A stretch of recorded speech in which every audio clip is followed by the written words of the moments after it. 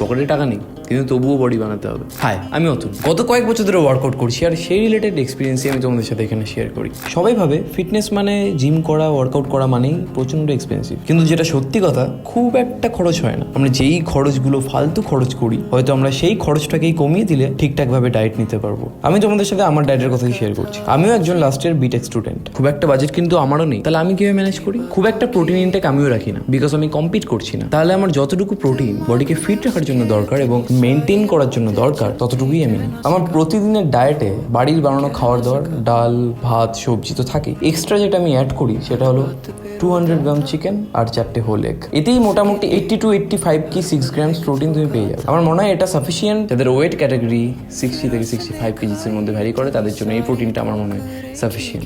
So supplement ছাড়া body বানানো 100% possible, যদি তুমি কনসিস্টেন্ট থাকো। ফালতু জিনিসে খরচা করা বন্ধ করো ভাই, ডায়েটের টাকা এমনি বেরিয়ে আসবে। ভিডিওটা ভালো লাগলে ডু ফলো, আর তাকে ভিডিওটা শেয়ার করো যার কাছে অন্য সব কিছু করার টাকা আছে কিন্তু ডায়েটের সময় টাকা থাকে না। দেখা হচ্ছে নেক্সট ভিডিওতে। Till then, tata.